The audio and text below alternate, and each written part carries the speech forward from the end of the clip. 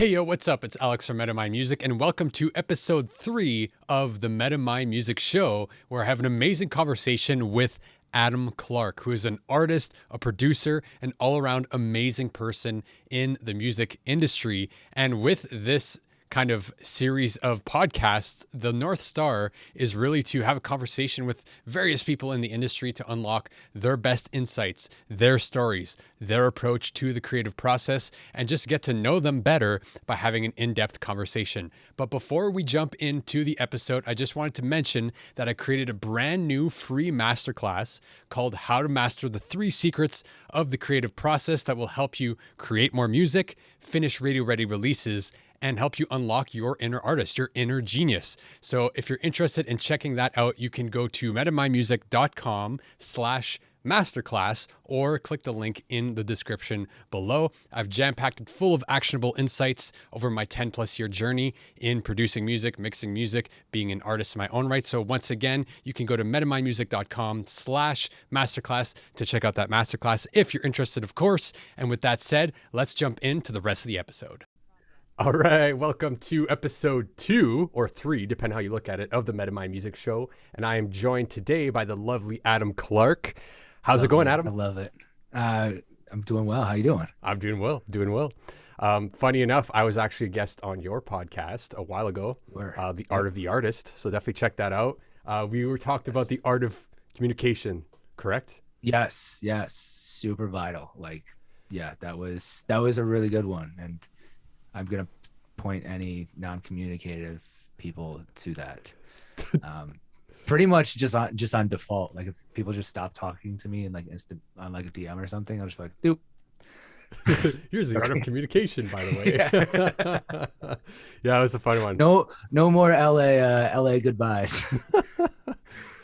Yeah, that was a really fun episode. So definitely check that out. We can all like increase our communication chops, I would say. So it's definitely worth a spin. So I'm super excited to have Adam here. He's an awesome dude, a producer, doing many, many things, staying busy as always. So yeah, man, how's it going? What is up with you these days? Well, I recently just got signed to a management, M3 Martin Music Management. We kind of talked about it a little bit, but basically Wayne Martin, or R. Wayne Martin as people would formally call him.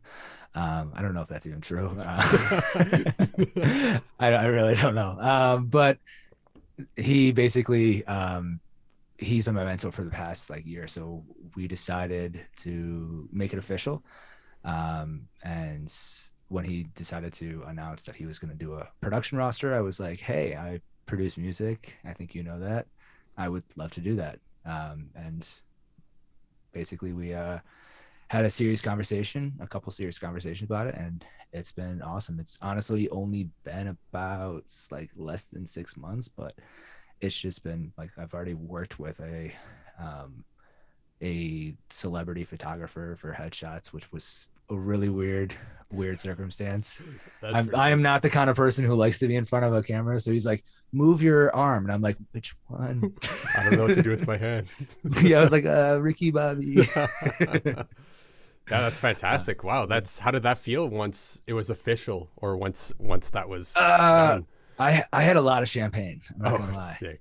I had a lot of champagne, and then he sent me champagne on top of that, and I was like, whoa, dude, I'm gonna keep that one, because I think I only kept it for like a week though. So I was like, it goes bad, right? If you don't open it, no, all right. Maybe. Well, it's saving champagne for a week. I would put it in the saving the champagne category. I also didn't want to become one of those people who had like bottles everywhere, and I was like, just finish it. It's not a good look for me. We'll save this bottle. That's awesome. So I'm curious, how did that come about? You said that you two had a previous kind of relationship that built up. Yeah. It's funny. He was actually a podcast guest. He reached out to me because of my podcast. And I did that podcast. I did basically an episode with Wes Lauterbach, who's in the band Lowborn, and also runs a studio called The Stew out in, I think it's in North Carolina. It could be in South Carolina. I always get them confused. I'm sorry. I'm just learning now that Charlotte is actually in North Carolina. That blew my mind. Um, Yeah, I'm not sorry to super Charlotte. up to date with my state locations either. Right, right. You're in Canada, so yeah, Hmm. right. Well, anyways, basically, I did an episode with Wes, because I've known Wes through a mentorship, previous mentorship, and then basically I had a conversation with Wayne. The first conversation that we had was like pretty much like, hey, I really like this person.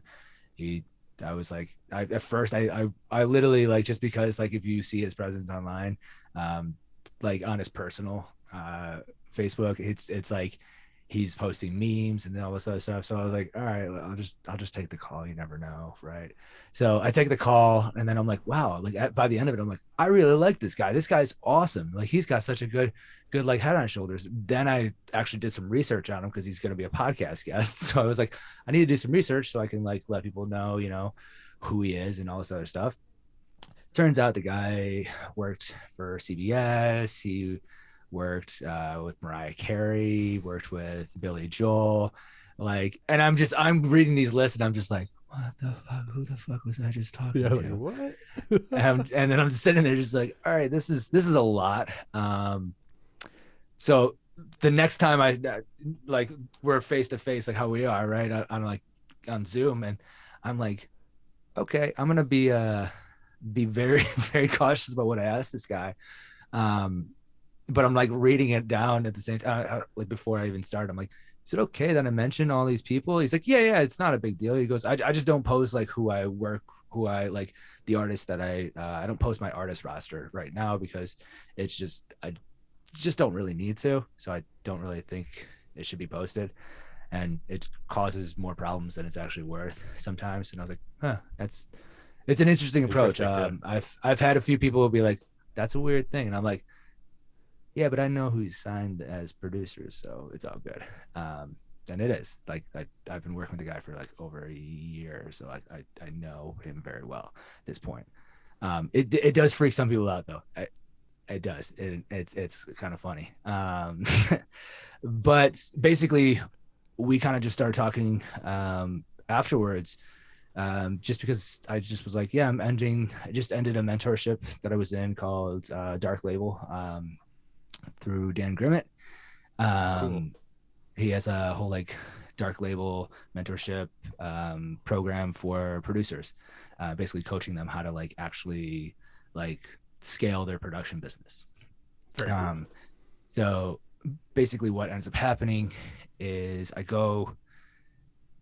just kind of tell him afterwards, because we just talked after I stopped pressing record, and he was just like, he's like, well, if you ever need a coach, like I would be down to talk about that a little bit more.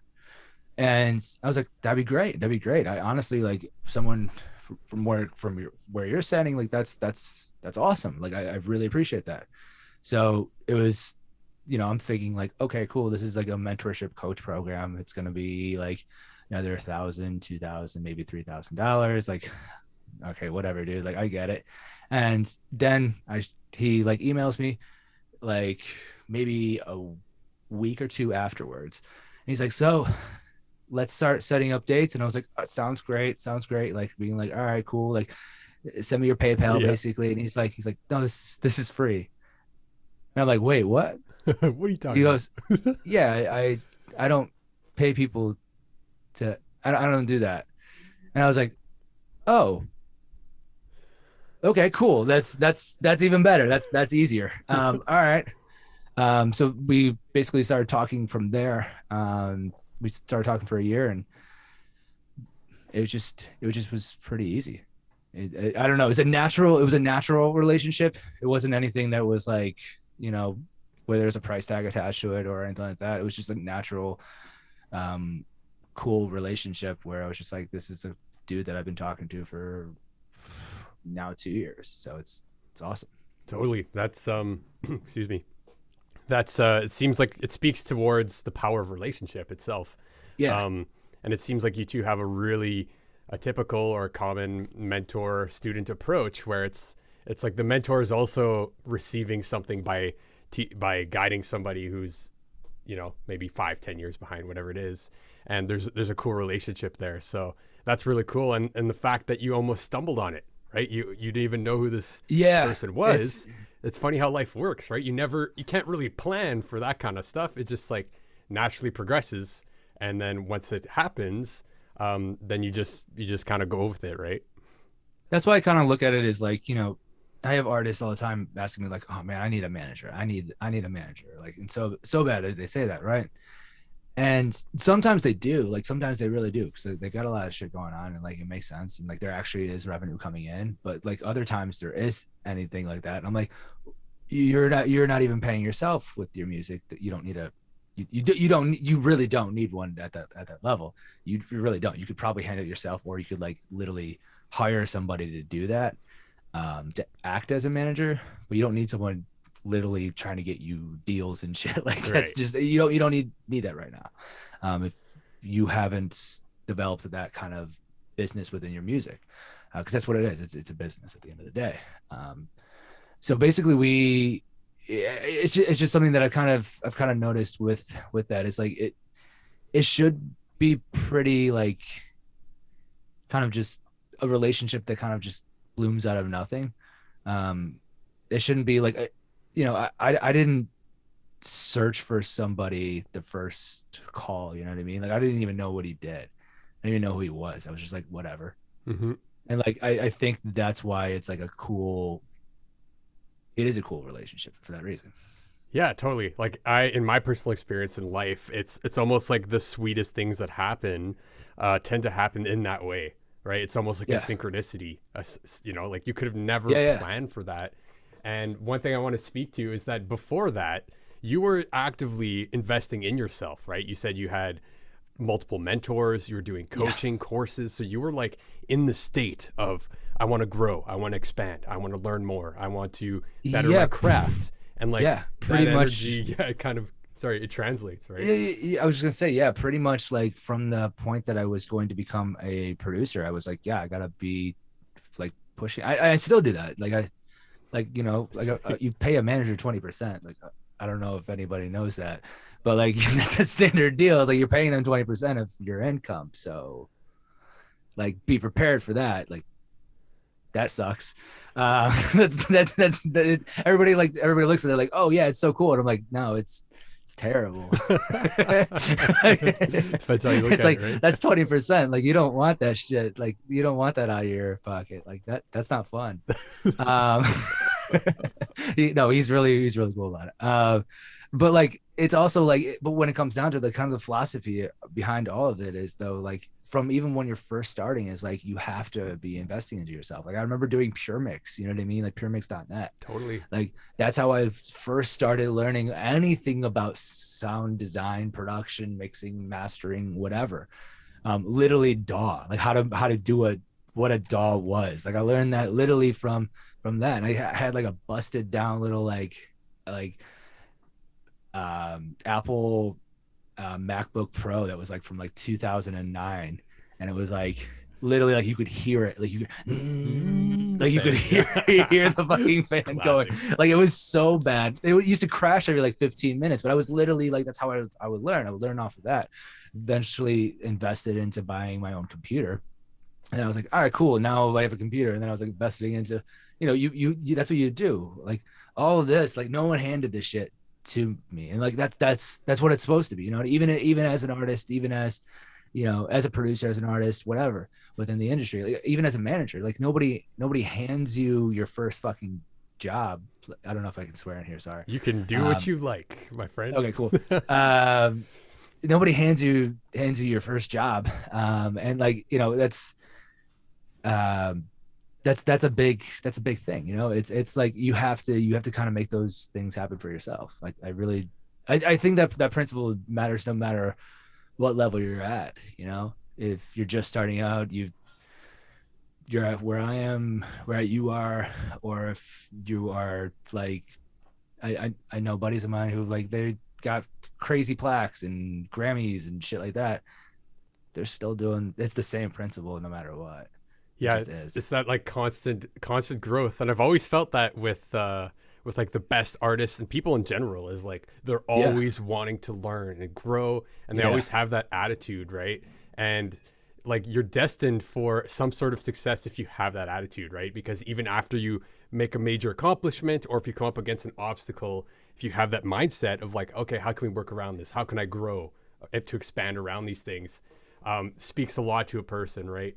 And like there's this saying that people like to help people who help themselves, right? So Yeah. if you see somebody who's doing that and you either see part of yourself in them or you're inspired by them, right? You're like, man, that person's really going for it, and like that's awesome. Like I think I could do that too. You get inspired by that person. It's just infectious, right? It's uplifting. It's a good vibe to be around, right? Versus some other people might not have that same outlook, same philosophy, or they're still working on developing that. And it could be a different dynamic, right? If you hang out with people Yeah. like that.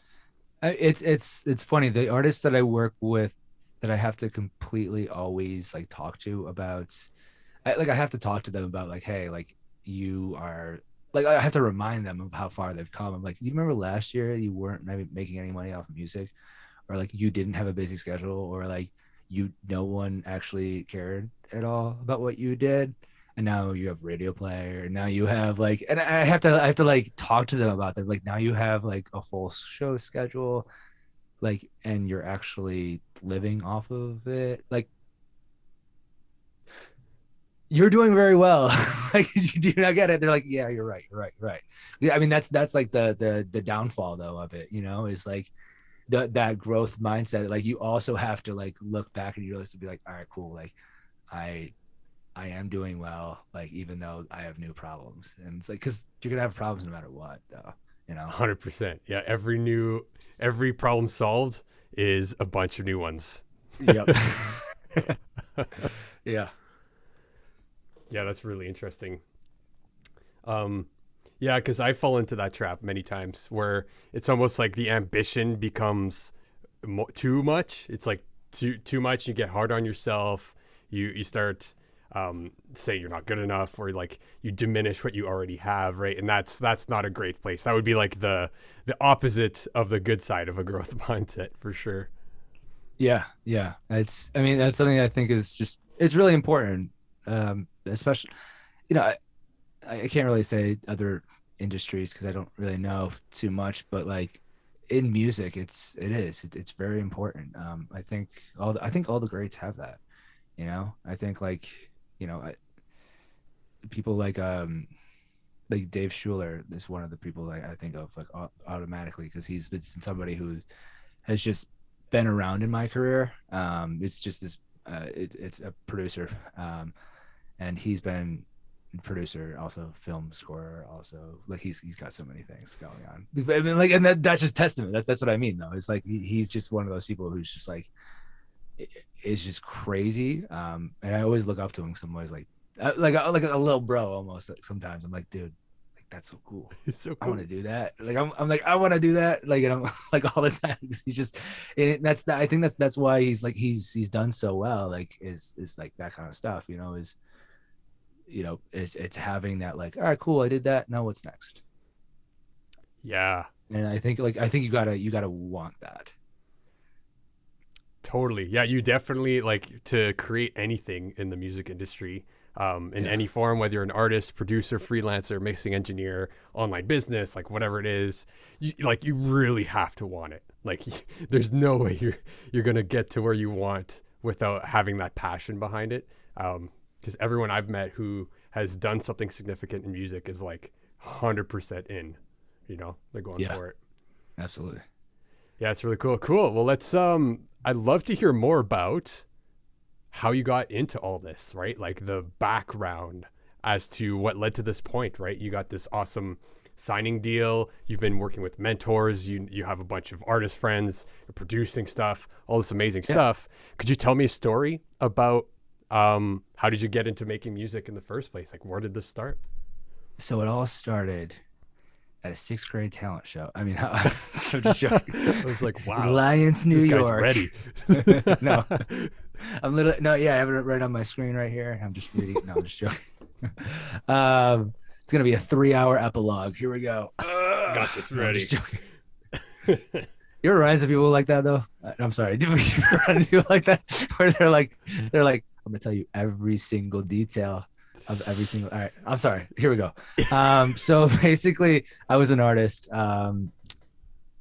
Basically, I've always wanted to be an artist my entire life.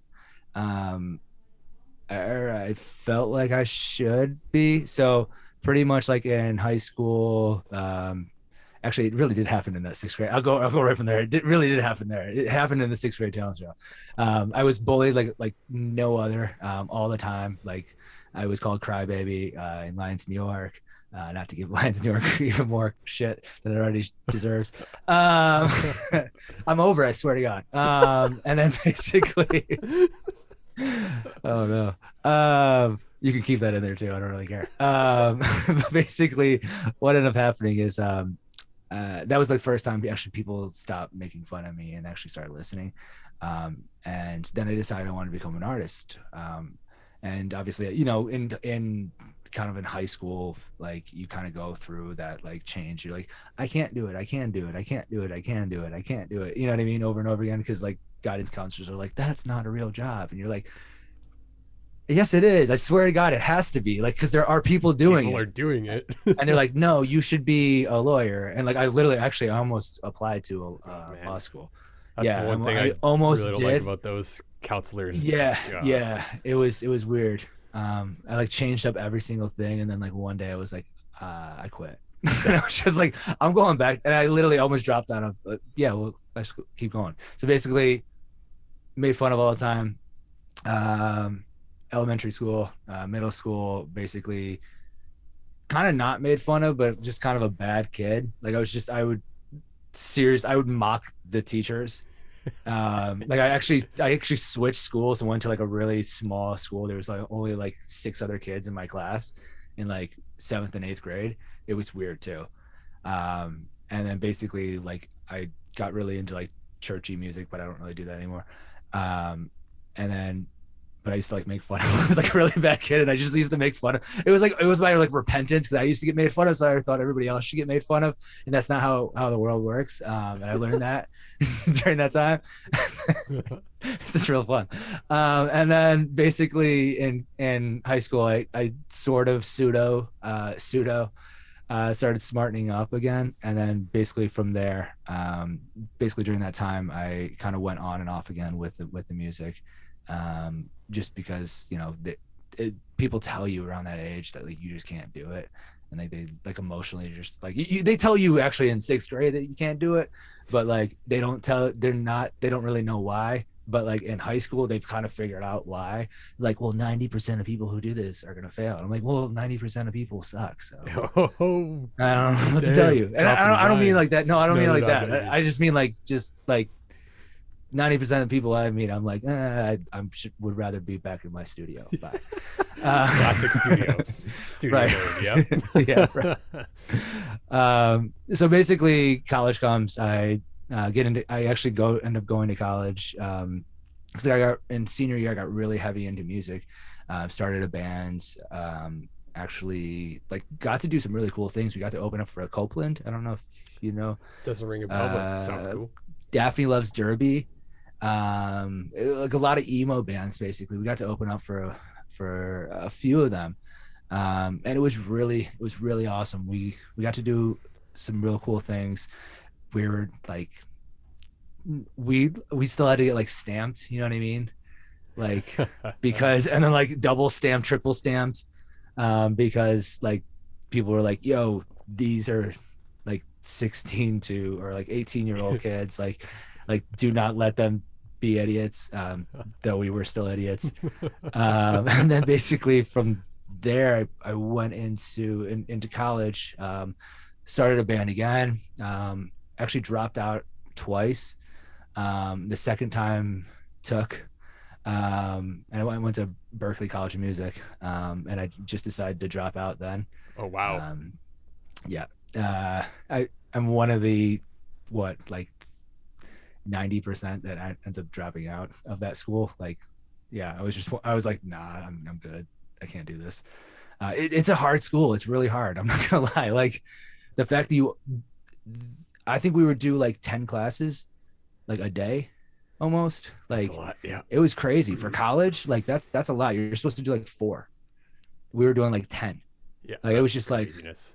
I was like, dude, my head is spinning at all. Basically, we used to have 10 classes, pretty much 10 to 12, depending on how good you were. I didn't go to most of them. So then I was like, I should just drop out.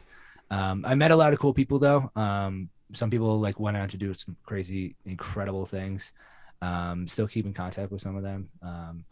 And it's pretty awesome.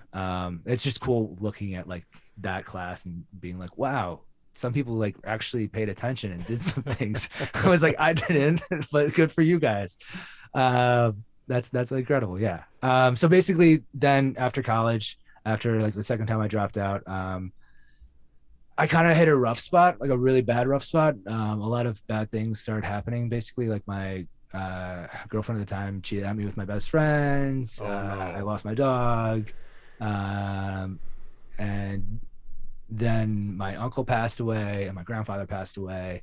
So it was like a few years where I was just getting hit, and it was just kind of just knocked me down pretty hard. And I'm in my mom's basement at like I was like 23 at the time. And basically for the next like 3 years, I just kind of worked on a career as an artist.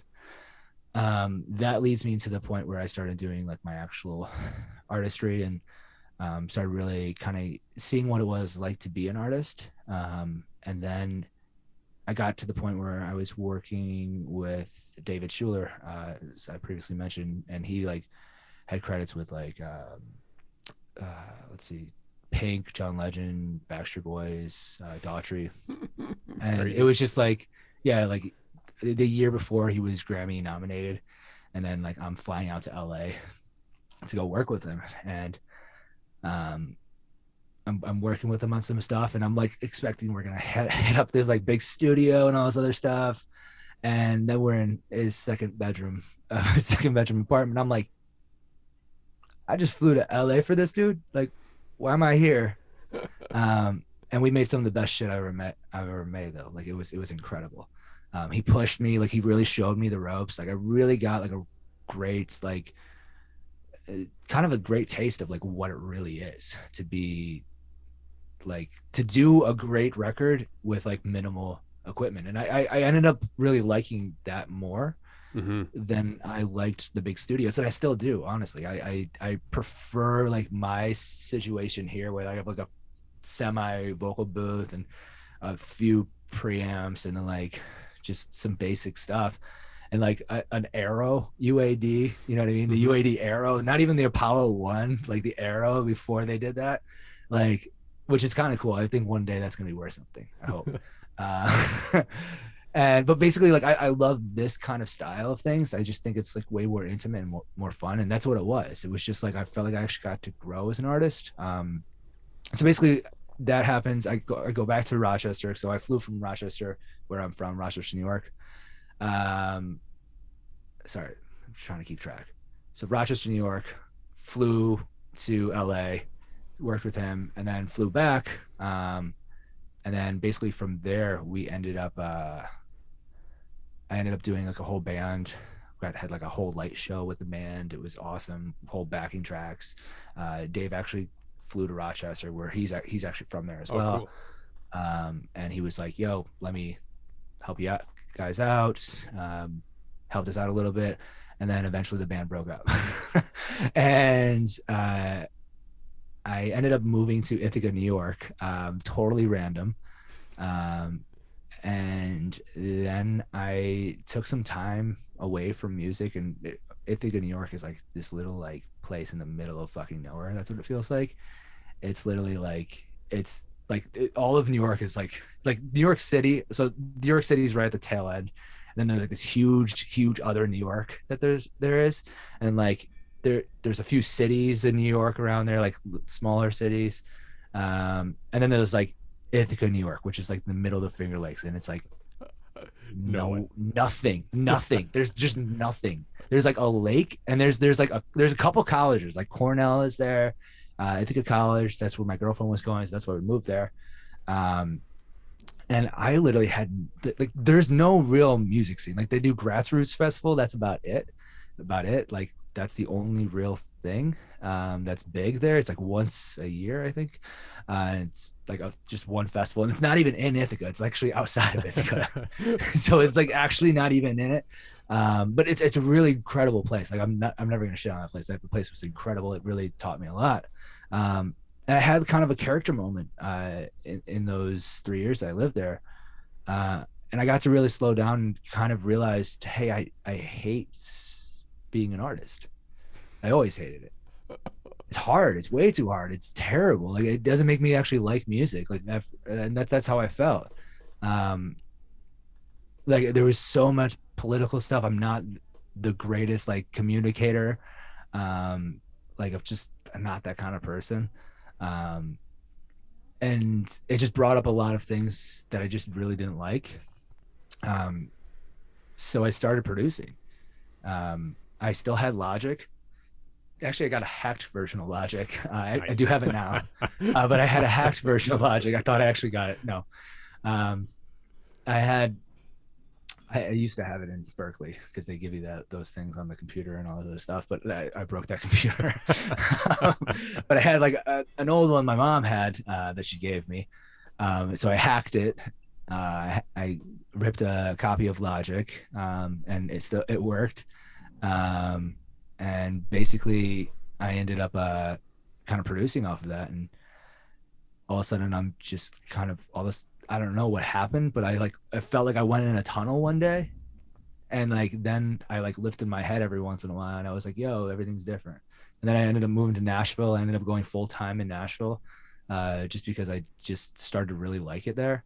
And now I live right outside of New York City in Jersey, and basically, it's just been kind of a consistent kind of upcline, and it's kind of just been the same principles that kind of got me to this spot. It really has. It's just been like just being very like in love with the music and just putting my head down and being like, all right, cool. What can I do today? You know, and I think that's why I love it so much. Like it's the coolest freaking job in the world. It really is. Like and like the fact that like I also learned that I can do it online. So I basically what I ended up doing is I started doing an online production business. Cool. And I like have a Grammy winning mastering engineer in LA, a mixing engineer in LA, my co-producers in New York. And it's just this like fun little like coast to coast kind of thing.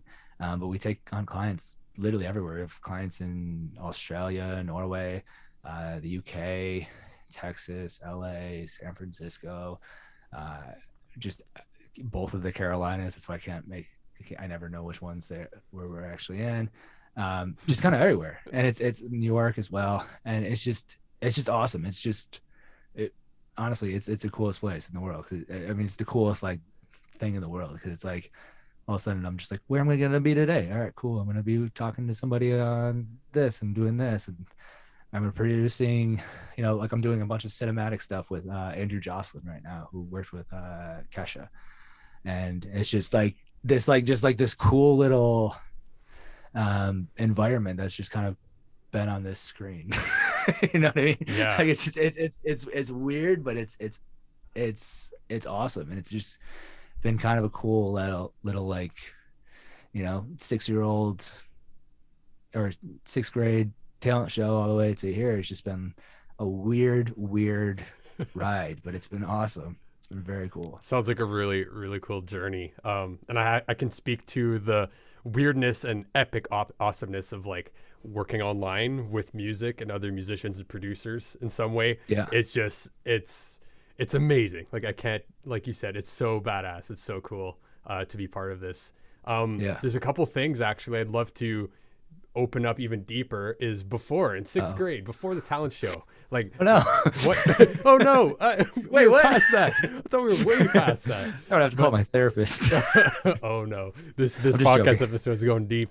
I'm just curious as to no, that's cool. Like how like what kind of music got you into making music? And like, Oh did you man. have did you have like, were you playing an instrument? Did you take lessons? Like, were people in your family musicians? Like, I'd love to know a little bit more about that, as Yeah. well as after that go into how, because you got into production from being an artist, which is really really cool. But I'd love to know more about that shift. Yeah. Yes, the first one. Basically my uncle, the uncle who ended up passing away during like the hardest times, actually that guitar, the red guitar right there, Oh, is nice. I don't, is his, and it's a badass guitar. And I have his other one in the closet because it's I played it to shit.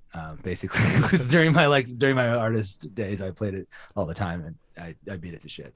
And I literally I won't give it away though. Like that thing No, is it's staying it's a with me forever. relic. Yeah. It's a gorgeous Martin. It's awesome. Um, but anyways, the basically he was the only one who really did music. Um, that's kind of like my first. That was kind of what it was, and the the funny part, what it really got me into music, though, I think was I honestly it was just always there, and I was just always into it, and I was always just like I was just always in love with it. But I think like this sounds this oh no, there's gonna be so much judgment coming my way. But like what really like I can't even look. What really the acts that really got me and like really like made me really want to become a musician were the Backstreet Boys in O Town, man. Like not even in sync, like not even in sync. It was an S Club 7, like not even a lie. Those three bands, like I'm not lying. I swear to God, it sounds like I should be lying, like, but I'm really not. Like I those bands were like those boy pop bands, whatever whatever you want to call it. And Spice Girls too, Oh too. yeah. Like Oh yeah. dude, I loved it. I was like, this is so cool. And then later to find out it's like Max Martin though, and like then I'm like, oh cool. So like now I like listen to Max Martin. I'm like, yeah, this is sick. And I'm like, I'm so cool. But I'm like, nah, like really, not even a little bit. No, yeah, that was the kind of the first ones. I mean, besides the Beatles, everybody says the Oh yeah, Beatles for though. But sure. like it was boy bands for me, Cool. honestly. Like that era, like girl bands and boy bands and that kind of stuff. Like I love that shit. Think it's so cool. Like I really do. I want to work with like a boy band someday. I really do. Like I still think it's awesome. Like I don't know. Like I know it's so lame and it's so 90s, No, and I but knew it yeah. was lame then too. Like people used to make fun of me, and that's what they used to make fun of me about the most, was because I'd be listening to that shit, and like they would make fun of me about it, and I'd be like, but it's really cool. I don't know, the '90s pop scene, like when that emerged, late '90s. It's kind of been the spearhead as to all modern music now. Like a lot I of it mean, followed in its footsteps, right? yeah, I mean, like that's still pop to me. Yeah, Like, you know what I mean? Like when I hear stuff, when I hear like Justin Bieber, I'm like, oh, that's a Backstreet Boys song. yeah. You know what I mean? I'm like that's Backstreet Boys, but there's just one person instead. That's, With able I to, don't know. you know. Yeah, yeah. um, and yeah, but then what was the The other one other? was when you're like kind of not feeling the artist thing, which I resonate with that a Oh yeah, lot, because me personally, putting so much pressure on your art to like have to leverage that as a career, as a yeah. job, is this it kind of taints what the art can mean. It doesn't necessarily have to, but it can if you're depending on it for an income, a career, and like it's like you have deadlines that you have to meet, and you really have to put a lot of pressure on yourself on top of making art that's meaningful for you, versus if you can find another way to create that income that makes more sense, and then do the art as an expressive thing, or at least part of the income thing, then it can change. Mhm. But I'd love for you to speak more towards what that shift was like, when you're like, you know what, I'm not feeling this artist thing, and then got into the production route. I think I didn't know it was an option. I never knew it was an option for me to be a producer. I never did. I always thought you had to hire a producer. I didn't realize that I could just be that producer. Right. I literally like it was that simple. Like even in Berkeley, like I just I didn't think of it that way. I didn't realize that I should be going for MP&E. You know what I mean? I just was like, all right, cool. I'm a singer songwriter, and that's it. And like my whole identity was wrapped up in that. And honestly, it was like it was liberating when I finally like I got out of that identity and I started being able to like just enjoy music for the sake of just enjoying music. And it wasn't just this like thing that was gonna become a career. It was like I just got to make music and that's it. And like I got to make music with other people and Mm-hmm. like make their music. And like then it was just like, wow, this like that was the coolest thing that was like the that was like that was like listening to the Backstreet Boys for the first time for me. You know what I mean? Like that's how like I know how that sounds. It's true though.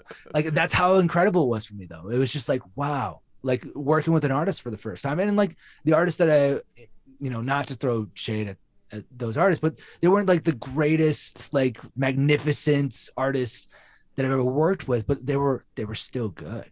You know what I mean? They were still good. They still had something. And like I still listen to the old stuff that I did then too, because I still like it. I really like it. I think it's got still potential. And I listen to it, and I'm like, man, this is still I like this still slaps. I love this shit. Um, and it's because of that. It's because of like it's I don't know. For me, it's just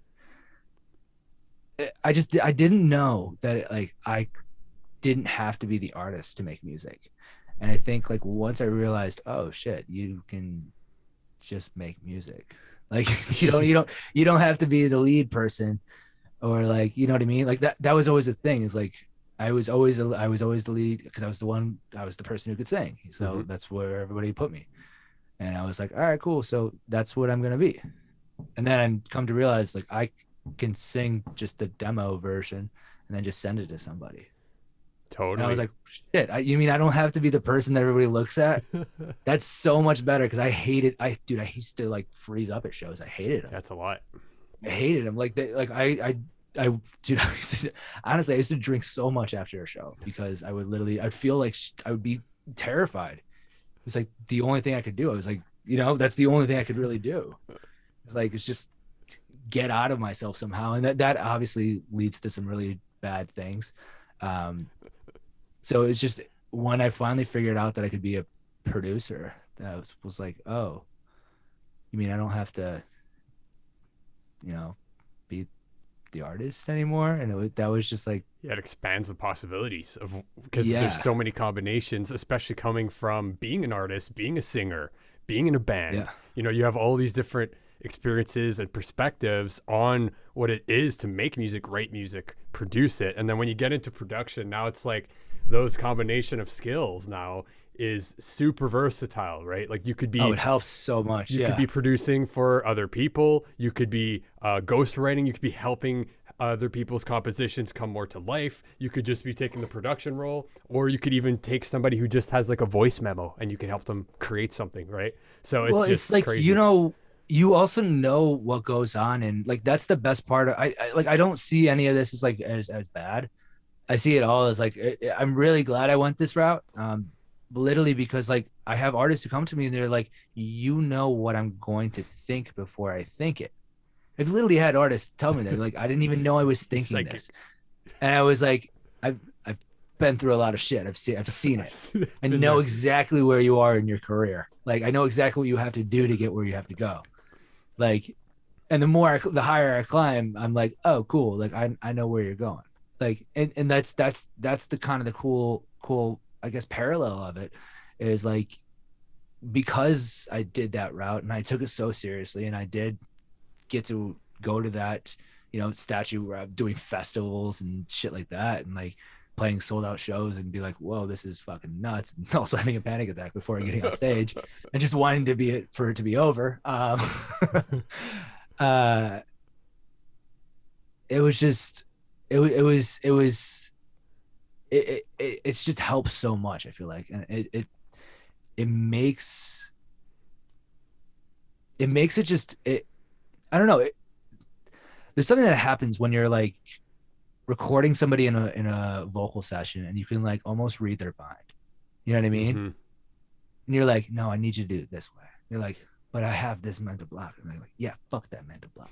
We're gonna kill that mental It's just block. it helps us so much because like they're like, how do you do that? And it's just like, because I was there.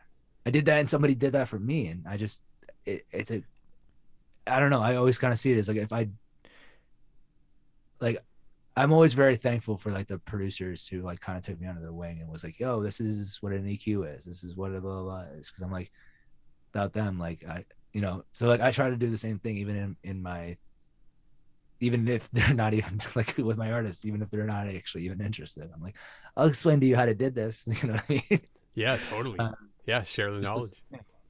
I think it's important. I think it's about opening up the world for people, musically speaking. For sure. And like even being able to, especially with a vocalist, like be able to Yeah. resonate with the vision they have or to be able to empathize with what struggle they're facing in the moment, Mhm. right? If you can Yeah. resonate with that and then speak from that same place and offer suggestions, then it's such a different thing than maybe an engineer who doesn't understand the vocal part or the artist part even. Like if you're just strictly an engineer, you might not have Yeah. the same relationship, the same understanding of what someone's going through or trying to achieve. So that's really cool. Well, I mean, That's when an artist is going through something, that's like their entire world. You hmm know what I mean? Like if like they're going through something that's like that's outside of the studio, it's like we gotta bring it to the surface. We gotta talk about it at least, and we have to be comfortable enough to talk about it, even if it's like awkward and weird and might feel strange and vulnerable for a second. It's like, let's bring it up. What we got? So like, I'll even say that like to some artists, like I'll be in the middle of a vocal session. I'll be like, all right, I want you to sing the song like you're talking to your like significant other. And they're like, and I'm literally they're like right next to yeah. me. You know what I mean? And I'm just like, yep, this is awkward. Yeah. but I'm like, but then I'm like, oh my God, we got it. And then like I get all excited and I show them and they're like, yeah, yeah, that's the feeling. And I was like, yes, that's why. It's like it's because of that little piece. And they're just like, whoa. Yeah, And allowing it's people just to be it's like, vulnerable is yeah, huge. it's just I don't know. I love that. I love that piece of the art a lot. Yeah, that's beautiful, man. That's like the essence, right? If someone could trust enough and you can get a relationship going in the process where they can be vulnerable, right? And you can capture parts of Yeah, that. That's when you get those money takes, right? yeah, yeah, yeah. So I'm also curious, since I personally talk about creative process a lot, workflow, approaches, different ways of doing things. The kind of what goes in the back behind the scenes. I'd be curious to know, like, what does your typical creative process look like when you're either working with an artist or just producing something by yourself? What does that typically look like for you? Um, so usually it really depends on what the artist wants. Um, because it's always kind of different each song. I do have a process, but hmm it's kind of different each song how I apply the process. So like if an artist is coming to me, they're like, hey, like for example, we're doing one with Andrew Jocelyn right now, and it's like, all right, cool, like let's do um, so like they already have the song like written for the most part. Um, and I'm just like, all right, cool. Well, let's look at this. They have a concert pianist, like in this one project. It's really cool. It's like a concert pianist, and then we have like this crazy string orchestra on top of it. And then it's the coolest thing in the world. But it's like, how are we actually doing like that? Those are the circumstances where I'm like, it's blowing my mind a little bit, but yeah. it's working too well. It's awesome. Because nobody is actually like met anybody. Like nobody's actually like in person met anybody, and that's the best part. Um, so basically what ends up happening in like in that situation is like they already have kind of a foundation for the song, and I'm like, all right, cool, like, and then I go through, the guy actually plays it on MIDI. He sends me over the MIDI. I take the MIDI. We then like go through the lyric and melody, make sure that actually really is resonating, and then from there we um, basically I just go through a few back and forths with the artist on just the production side of it. Just being like, cool, like what do you think about this? What do you think about this? What do you think about this? Kind of going back and forth. Then sometimes I like to do the track by myself, just to get a moment, just to make it personal. Hmm. You know, like it's just nice. Like I know a lot of people don't do that, but I like to, even if it's just listen by myself, just to kind of feel it, just having the session open, sitting back and just like listening, seeing what really it feels like to me, and seeing like how deep I can basically go in how vulnerable I can actually get almost. And that's easier to do when you're alone. Um, and basically from there, once we get then we get the vocals in. Vocals are edited, they sound great. Everything's really tight, sounds nice. Basically from there, then I do a rough mix, send it over to my mixing engineer. Um, go through if we need a revision or two, we'll go through that, just to get it really like really tight, really nice, um, and then basically send it out for mastering. But it's honestly, it's really about the start of the song that makes it always different. I feel like, because like sometimes I've had people come into me, they've been like, all right, cool, I've got this idea, and it's like bump bump bump bump bump ba da da da bump, and I was like, cool, what is that? And they're like a tuba. And I was like, a tuba. Just like, okay. So I literally pull up a tuba. You know what I mean? I pull up a tuba like VST, Yeah. and I do that. I'm like, ba ba ba ba da ba. And then I put a drum beat on it, and I'm like, all right, cool, let's do this. And then we start writing a song to that. You know what I mean? Like it really depends on like the vision of the artist. Um, like sometimes it's like it's just completely from scratch, and it's just like weird because in 15 minutes it's like it's done, and we're like, whoa, that was like a weird place, how do we get there? And then like we're like, it's like cosmic almost, you know what I mean? It's like Yeah. how the hell did we get here? Like why are we here? How did this It's happen? like this was did not exist 15 minutes ago, what the hell? And then like all of a sudden like an hour later we're like, what the hell is this? You know what I mean? It's like how is this possible? And it's still it feels like that. I think that's the cool piece about it. Like, it's where the magic comes from. You know what I Hmm. mean? That's the first parts of the production, first parts of the right. Like, and then then we start really critiquing and putting it together, all that stuff. But it's just like those first things are just like they're magical moments. They're just like what how is this possible? You know, That's it's really just interesting because, incredible. yeah, like one thing I've noticed is that there's usually a vision of sorts, whether it's a demo Mhm. or whether it's just an idea that somebody has in their head of a tuba Yeah, line, right? Or, right, so it's either there's already some momentum of like, we want to go in this direction, or there's no direction and you're discovering the direction through flow state, through just, whoa, like the moment, and then the vision starts solidifying itself. And yeah, it's really interesting that that's usually how it starts, either with a pre-established vision of sorts, or that you're discovering the vision together, and then it goes through the pipeline of like, then you listen to it, critique it, edit it, retract stuff, la di di da, get it tighter, and then yeah. evolve it from there, right? It seems that although there's many ways to start a song and develop it, they kind of this kind of like a general trajectory that they go through. Yeah, yeah, and I think you do have to have like a process of actually finishing a song. You know what I mean? Like that's something that like how many times like I think like it's like we're both laughing because like I think we both like have like so many songs like that are literally just sitting on a hard drive somewhere. We're Too many. like yeah, those never made it through the process. Like because that's what it is. You know what I mean? Like it's just you're just like yeah, you know, I can't. It's so funny because like when I was an artist, I never thought of that. I never thought that like there needed to be a process Me for neither. making Yeah. art. I just flew by the seat of my pants, and now I'm just like no, like without the process, like I'm fucked. Like Yeah. I really, I have to like sometimes like be like bad artist. Like no, don't stray from the process. You know, because I'm like that's terrible. Like what are you doing to me? Like I'm gonna have a panic attack. Like don't do this to me. Um, and they're like, really, it's that big of a. I'm like, yeah, no, this is terrible. Like, and then like literally, but everybody else around me is just like, you'll figure it out, dude. And then I always in the, you do because you have to. But it's just, it's funny because like that process, that process is like sacred. It's so sacred, to like any producer I know is they're like no, like I don't travel without the process. Yeah, the The process. process the process is what is the most important piece, and it's Yeah. like it really is. It's a framework. It Yeah. really is. It's like I mean, technically you would still have a picture, right? Like if you didn't have a frame, but you probably couldn't hang it up. So like that's kind of how I see it. It's like it's the frame, you Totally. know. Yeah. It It's the is. It's the structure, frame. right? Yeah, it's like, if you really wanted to have a painting on the wall and then you were like, cool, I got this painting, but then you didn't get a frame, you're probably not going to put it on the wall, right? Like, I actually have a couple like paintings from artists that are still like they're sitting in a drawer and shit because I just never bought a frame. Like, so like that, it's like that's what it really is. Yeah. It's like They're just sitting in the it's a drawer. great Yeah. picture.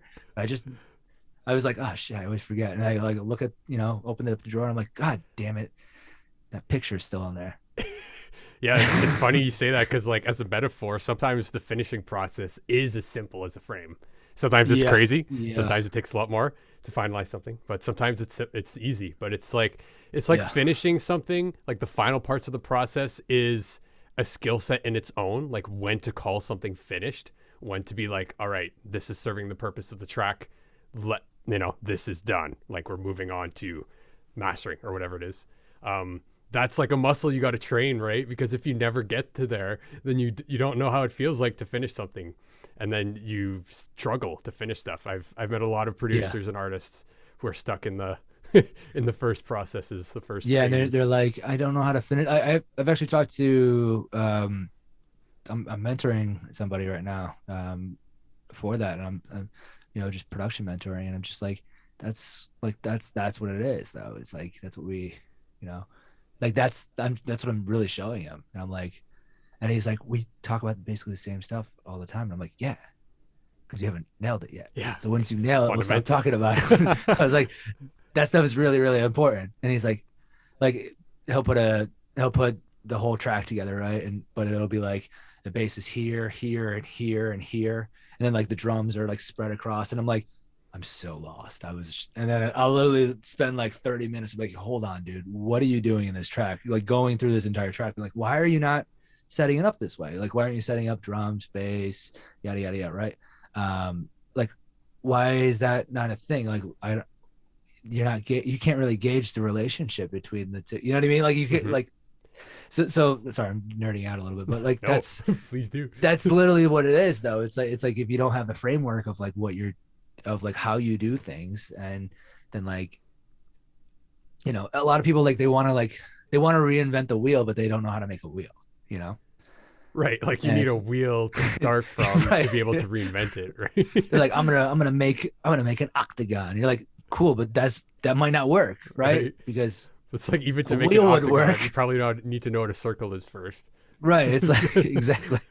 I'm gonna make an oval. You're like, do you know how to make a circle? Nope. All right. Good luck to you. Yeah, like that. I don't know. It's a weird. You hear that you get that a lot with like beginning producers. I was like that myself. I was like, I'm gonna redo everything.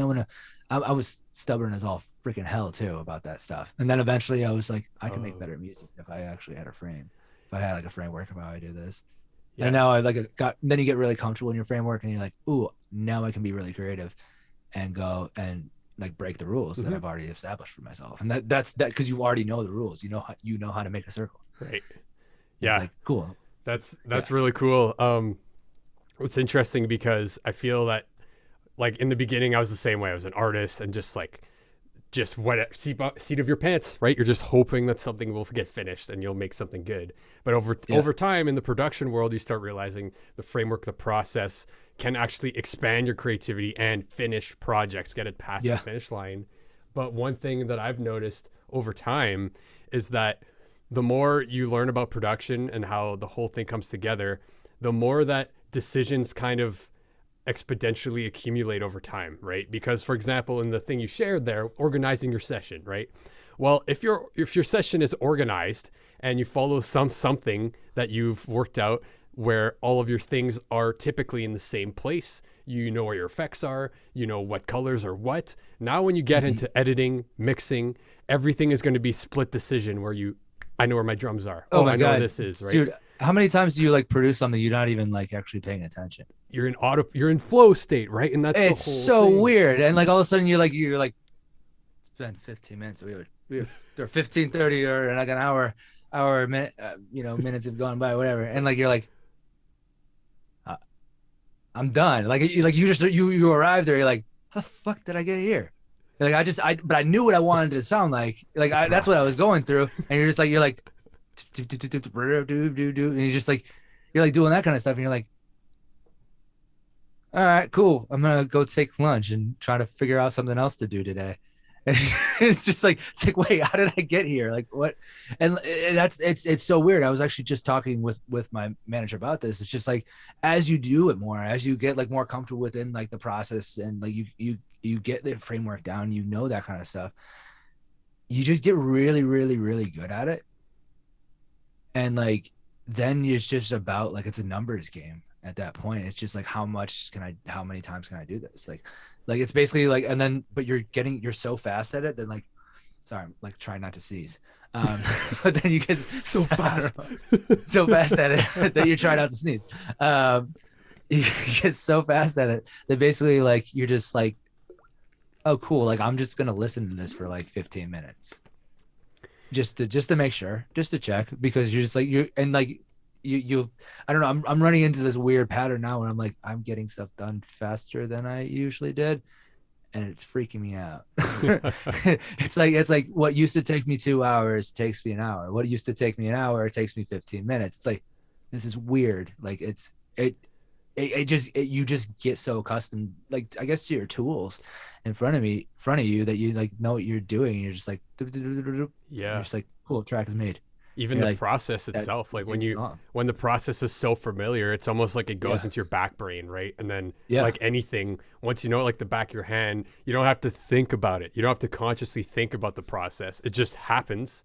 And then you can navigate, you can break rules, you can try different things, but it's you ultimately know that you're following the process towards that finish line. But when you're first starting out, you have to like think about the process, right? Yeah.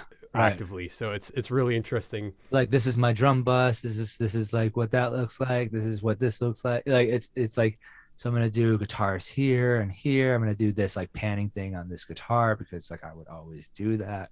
And like, but then you get to the point where you're like, cool, I'm gonna do this panning thing just because like I didn't even know I touched. Like, you bring up Pan Man, you didn't even realize. Yeah, you're like, oh, this thing's panned. Like, what did I do that? Cool. So I have another deep question for you. And so get ready. So what does art in general mean to you? Like, this is actually deep. I thought it was going to be like not deep. I really thought it was going to go the opposite way. I was like, what does art mean in general to me? Yeah. Like, what does art mean to you? And it can be from personally or culturally or whatever you feel, whatever you think. Honestly, okay, so all right, art is life to me. It really is, and I don't mean that in like the hippy dippy like art is life, life is art like kind of way. Like, I mean it like, I was literally like 11 years old and I wanted to kill myself. Like, it's literally like, this is the only thing I will ever do, because it is life to me. It's like, I love this thing so freaking much. And it loves me back in weird ways. And it's the best relation. I don't want to say that's the best relationship I've ever had, but it's like at least top 5 best relationships I've ever had. What is this thing that I do every day? It's just, it's a means of survival to a certain degree, but it's more like, I couldn't not do it even if I tried, which I have like many times not to do it. And eventually I just gave in, and now it's my career, but it's I don't even see it. It's my life. It's like, I fucking love art, like all types of art, so much. That's what love is. Like, that's what life is. It's like life and love meeting together. Yeah, that's beautiful. Like, I agree. A way to help restore the shitty parts of life and the shitty things that happen. That's, I mean, that's, to me, that's what art is. Like, it's super subtle. It doesn't always have to be like that's this. I have this. I don't know why I'm thinking of this, but I have this like picture, right? Right on like my front hall, and it's a guy in a space suit, um, in front of a New York pizzeria, and it just says pizza, and it's in black and white.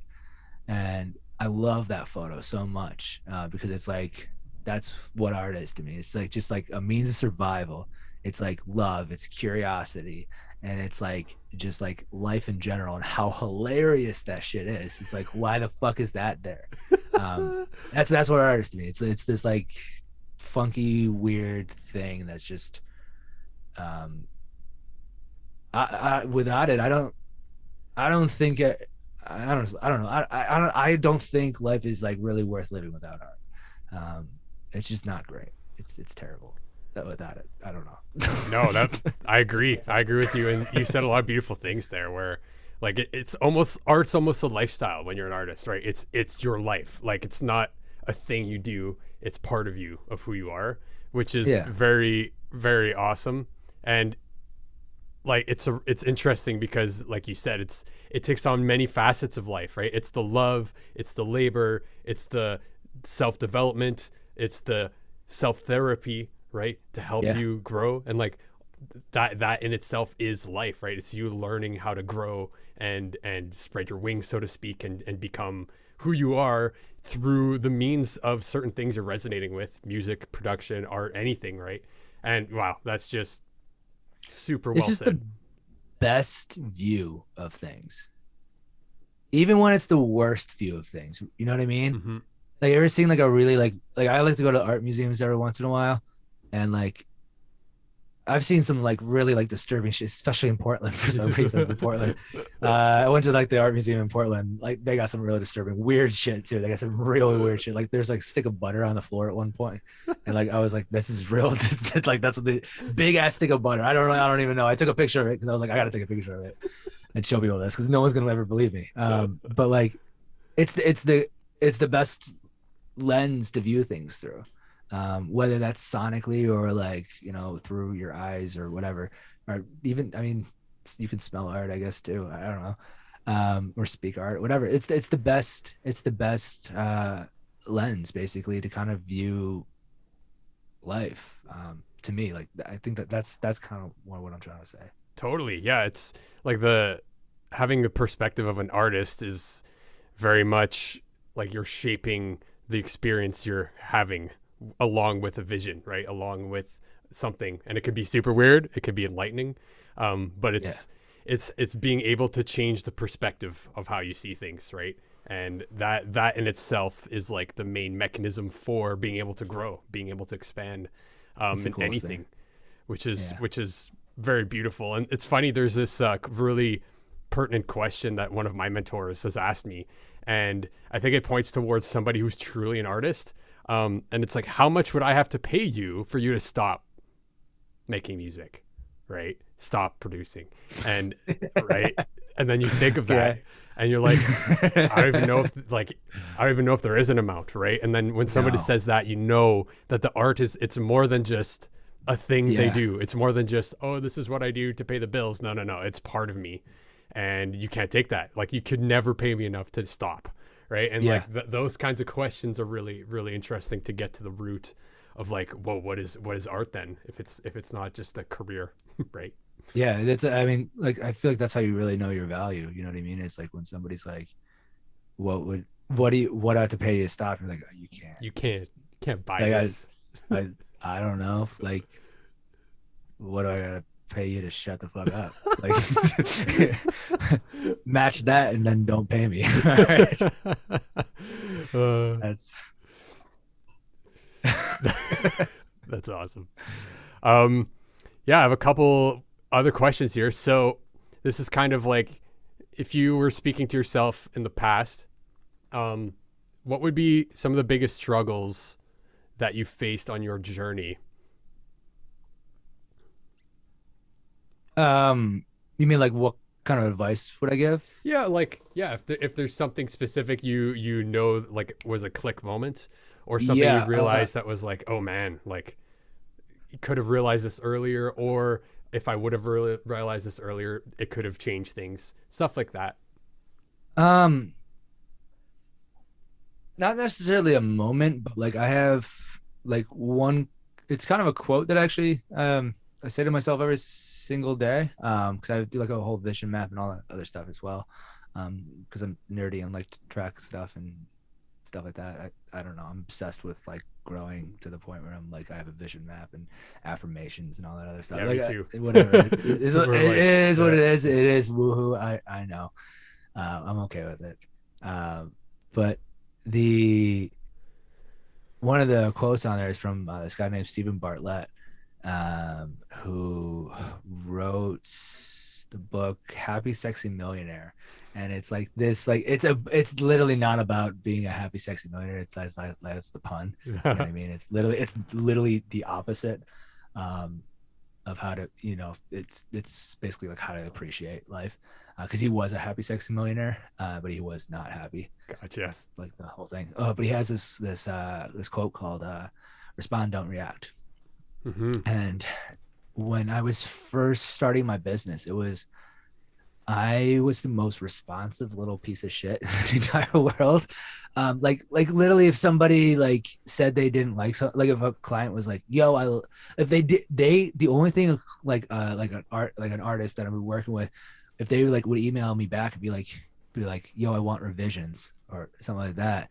And like I was like, whatever, kind of, but at the same like that's how my presence was. But like Mm-hmm. it would eat me up inside for like forever. I would be distraught for like days. It would ruin like my week until I met that person again. You know Right. what I mean? Like, and like other projects would then suffer because like I would be like just so sad that somebody didn't like my art. You know what I mean? That somebody had a different opinion about like what I was doing. And I was like, yeah, this is which is crazy, you know what I mean? Because like it's art. It's about like it's It's inevitable, right? like to me now I'm like that's crazy but like I once actually I can remember one time somebody literally said, hey, I don't think you're worth the money, and they were a client actually at the time, um and I didn't react then, but like I just didn't take it really well for about 2 weeks. Like 2 weeks to a month, it really kind of messed me up. Mm-hmm. Um, because like this was like a first like paying client. This was like my third paying client, I think it was. And they were, I loved them. I thought they were great. Like I still think they're pretty awesome. Like, like I love their style. I you know, I hope one day we get to work together. I think I'm good now. There's a few people who think I'm good now. Whatever. Anyways, it's still fresh. The scar is still fresh, I guess. Just joking. No, but I took it really hard and it screwed me up. And I remember like actually like crying to one of my mentors about it and like getting like very emotional about it because I'm an emotional dude. Whatever. I I like the Backstreet Boys. You know what I mean? I gotta be an emotional dude. You know what I mean? What do you think? Anyways, I got really, really, really upset about it. Uh, and it ruined like a whole month for me. Like it really did. Like, and honestly, I probably thought about it for like 6 months, like maybe Mm-hmm. to a year. I like, and then one day I just stopped thinking about it because I was like, I'm great. Like I just Yeah, I started and like affirming maybe it was the stuff. push, Yeah. maybe it was the push I needed. You know what I mean? Maybe Yeah. it was the push I needed to get to the point where I was like, no, I'm great. Like I'm pretty damn good at this. Um, and like maybe it was the push I needed, but like it's one of those things where I think because we do, I guess because we do something that's so objective or subjective. Is it objective? Subjective? Subjective. Yeah, Subjective, right? I was like, I definitely didn't say that right. yeah. One of the two. Yeah.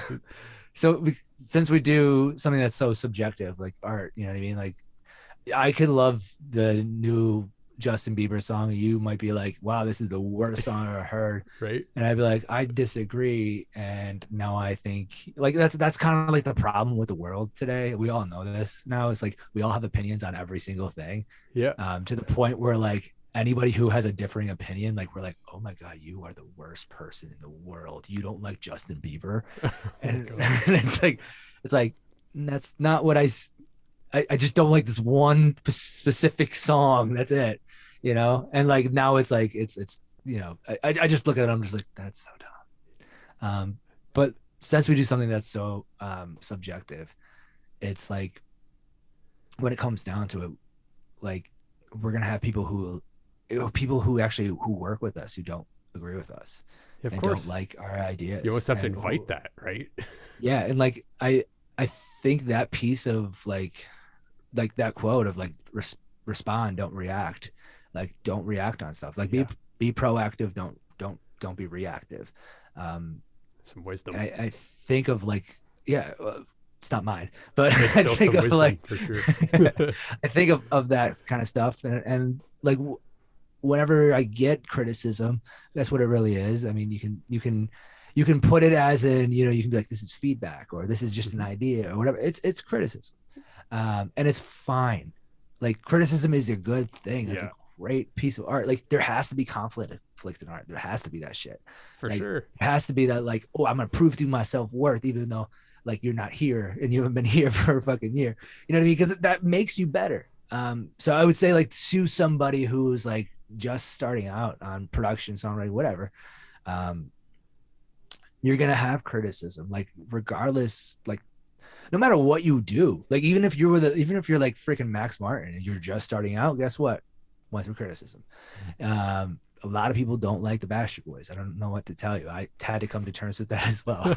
Uh, uh, but basically, or they say they don't like them, but They they really secretly do. do. They You know, you secretly, secretly love the secretly do. Backstreet Boys, everybody.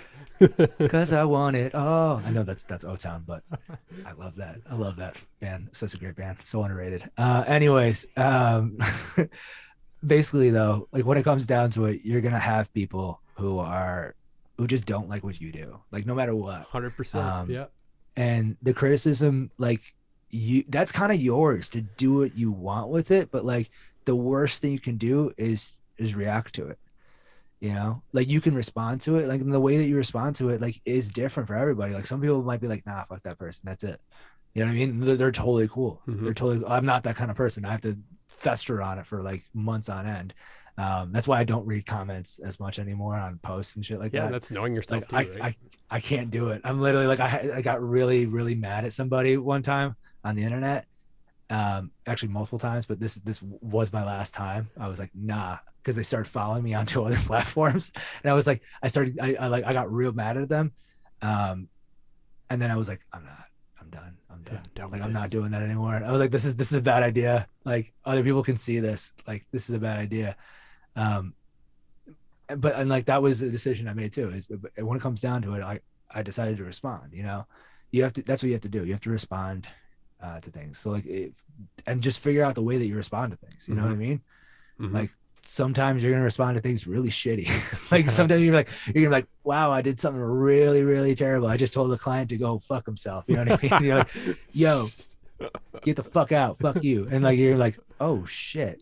You know what I mean? And That was they're the like, reaction. and like, I mean, technically that's a reaction. It's a terrible way to respond. You know what I mean? Yes. Is so you have to kind of look at it. You'd be like, cool, how can I respond in different circumstances, even if somebody else is being like, yo, fuck you, get out. You have to figure out how you want to respond. And you know, that's it's a powerful tool, and it's one that like you cultivate over a long, long time.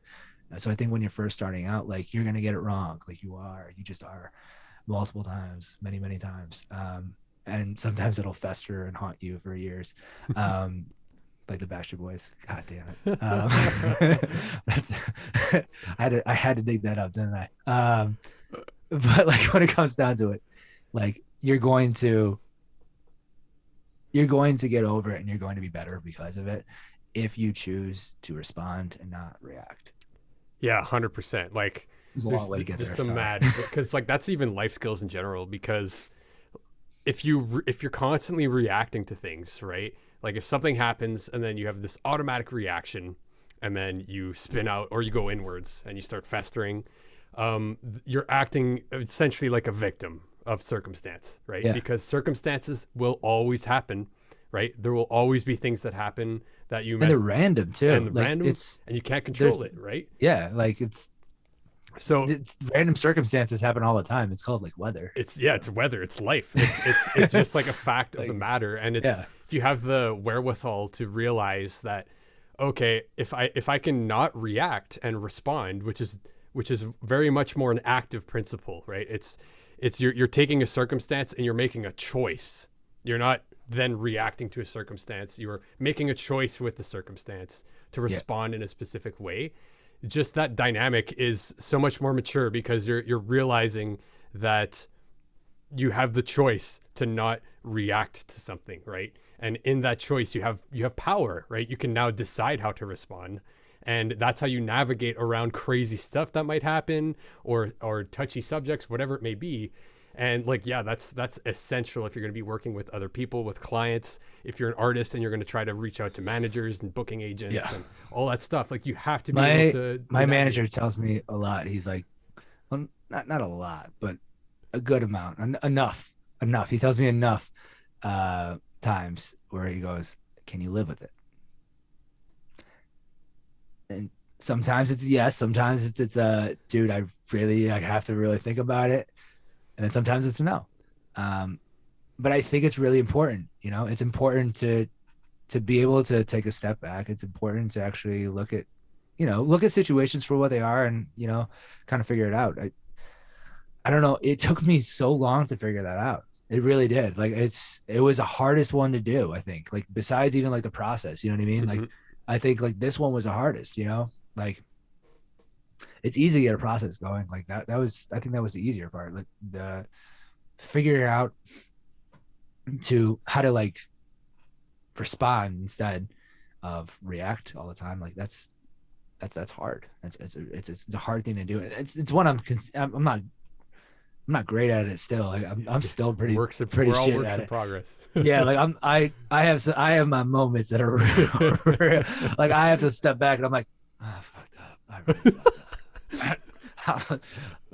Man, I'm an asshole. I can't believe I just did that. Oh my god, what is wrong with me? And I have to go. You have to go through that. Yeah. Sometimes because you realize you're like, I didn't do what I said on that podcast where I talked about that. I didn't do that. Definitely didn't do that. you know. Oh man, yeah, it's one thing that comes to mind for me is kind of the stoic philosophy of like you mentioned it. It's like no matter what type of music, what type of art you're making, there's going to be people who love it and there's going to be people who don't love it, who even hate it, right? And that's just like matter of fact. Like you cannot avoid that thing. So you're better off having the mindset of expecting that. Like Mhm. expect that some people are not going to like your work and some people are going to love your work, right? And like really interfacing with that ahead of time and like processing that allows you to let go of holding other people's opinions over you. And don't be wrong, there are people's opinions that might be worth more to you, like your significant others, your friends, your family, your mentors, your coaches, your Mhm. colleagues. Those people, maybe their opinion, you'll take it a little bit more seriously and respond to that accordingly with your art or whatever has to be done. But this is something I faced like in my high school years, is like I was so hyper concerned with how other people perceived me, Same, right? What same. people thought of me all the time, always stuck in my head, like, oh, what is that person going to think of this? Oh, how do I look at this Yeah, circus? Always, right? And over time, we learned that it's like that's just torturing yourself, right? Because no matter what you try to do, and don't be wrong, I'm not trying to take away from being respectful, being nice, being inclusive, to try and put your best foot forward. I'm not talking against that, but even if you do that, there's going to be people that you rub the wrong way, or they're just grumpy and will think all sorts of crazy things. So in knowing that, you just have to realize that, whoa, other people's opinions is just a perspective, right? It's just one it's interpretation. yeah. It's something that it's definitely held me back a lot too, and I've you know it's funny because it's hilarious actually because once I started studying like nihilism, I was like I like it's the most depressing like fucking thing in the world too. It's just like that like life is meaningless, we're all meaningless, nothing actually really fucking matters. Like everyone's gonna die and like that's the fucking meaning of life. Like it's terrible, right? Like it's the worst fucking thing in the world. But like once I started studying that, I was like, I really don't give a shit. Is I it was worth just like, giving a shit about? I mean, like when you put it in those terms, it's like, yeah, no, I'm good. Like everyone is going to, like, you and everyone you know are going to die one day, Yep. and it's just like, oh yeah, right. You're right. I really don't give a shit about like what the cashier at like blah blah, blah thinks about me anymore. You're right. Like Right. that's that person's gonna die too. Like we're all like whatever. Like and but when you put it through that lens, it's like It shifts the shit. perspective big Yeah, time. it's like very drastically. It's you're like yeah, it just doesn't really matter, does it? Yeah, I'm maybe it's good. not worth worrying It's like about. almost kind of funny too. It's like why did I care that people didn't like the Backstreet Boys? I liked the Backstreet Right. Boys. That's Why did probably no more one else relevant like it? to you. Maybe something's wrong with them, or maybe not. Who really gives it? Yeah, you go down a real Yeah, you big go hole down the with rabbit hole. it. But there are With there that are one. some shards of like good truth knowledge from like nihilism or Yeah, something, yeah, like you yeah. said, to help you remove the pressure. Be like, actually, why am I stressed out about this thing that's super insignificant? It's Like the like oh shit. tiniest thing. Oh shit. Oh yeah. That's awesome. You know, it's funny. My next question is, what are some of your biggest breakthroughs? But it sounds like that is probably one of the bigger breakthroughs. I don't know if you have any other ones that you could think of. Yeah, I mean, industry wise, breakthroughs mostly happened in my artist career, which is, because I'm still building. I'm only 3 years in into my production career, which is crazy because my peers are like 10 plus, and I'm like, yo, why am I hanging out with you guys? All right, cool. And like they're like, don't worry about it. I'm like, I try not to. Like but it's weird, right? It's a weird thing. Like I'm your age though. Like that's the weird part. Like I'm all like I'm all like their age, like or around their age, and I'm just like I just took the scenic route, I guess. Like that's how I see it. It's just like I took the scenic route, and you guys have credits, and I don't have them yet because I'm not there yet. But the management thing was definitely a breakthrough. But I think the biggest breakthrough that I've kind of had is actually that, if, not comparing myself to my peers who are fucking crazy and doing really cool shit. Like I'm, I'm on a roster with like people who have like crazy fucking credits. Like I'm talking like crazy credits. I work with a guy who has a Grammy. Like I do not belong with these people. I don't know. I don't know how many times I gotta tell them. I'm like, I don't belong here, guys. Why am I here? They're like, well, you make cool music, and I'm like, yes, so cool. That's awesome. And like, it's a cool thing, but it also like there's a lot of doubt in that. And I think Yeah. that's one of the biggest, like, it is a kind of an industry breakthrough. It's kind of letting go of the doubt that you can kind of have and just being like, cool, this is just who I am. Um, there's like it's just trying to present that as much as possible in the music that you do and who you are and in your daily life. And I think I think that's the biggest breakthrough is just kind of like not letting the comparison and the doubts kind of come in because like dude, I studied the shit out of Max Martin. I studied the shit out of John Bellion. I studied the shit out of Ian Kirkpatrick. I studied the shit out of Timbaland. Like I study these guys like they are freaking like Jesus. Like, like if I was religious, like that's who I would be worshiping. Right. You know what I mean? Yeah. Like those are my gods. You know what I mean? Like they are like, so when I compare myself to them, I feel really shitty. You know what I mean? But I'm also like, you also have to like back up and actually look at like where you are and who you are and like how far you've come and how far you want to go, and not let that be a defeating thing. Mm-hmm. There's a lot in the practice of gratitude, but there's also a lot in the practice, and people should practice gratitude, but I try to do it as much as possible too. Like I really sometimes I have to dig deep. I have to dig into things, and like some things I tell you, I write down something that I'm grateful for every day, just one thing. It's I used to powerful. do like a crazy number of things. I used to do like a fucking like 3 fucking paragraphs and all this other stuff. And I was just like, I just need one thing. Just one, and like one actual thing. Cause I get the first thing I would do. And the other ones were like obligations, like to feel like I was like obligated to Right. write it down. And I was like, that's not helping me. Um, but like some of these things could be like, it's just because I have a cool bass Yeah. guitar. And it's like, really, dude? Really? Or it's like because I have Sunday off. Yeah. And it's like, Beautiful. really, dude? And but it's like it's those things. Like I mean, sometimes it's like because my problems are way cooler than other people's problems. Yeah. It's like that's terrible, right? Like that's a terrible thing to say, but it's like that's feels it's true and it's honest and like that. I'm grateful for that. Like shit, I am, and like that's a cool thing to have. But it's also the other. I guess like, sorry, I'm going into some shit, but Do it. Do when it it. comes down to it, it's really about the breakthrough that I've had is kind of about the comparison. You know, it's just kind of letting go of comparison and actually being true to my own sound. Because I actually did finally find a signature sound. You know what I mean? Like Hmm. my own sound that I can establish and grow with, and that's something that I've been developing for for my entire life. And I when you find that, it just feels really good.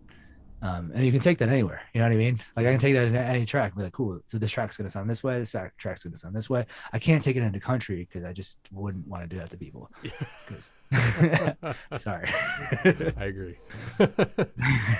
Yeah, letting go of judgment, comparison, right? Because the Yeah. judgment, it's tricky because if you're like analyzing some of your heroes and then evaluating it against yourself, it can be very tough not to judge yourself, right? But if you can do that without the judgment, then it serves as leverage to help you. It's inspiring, Yeah. right?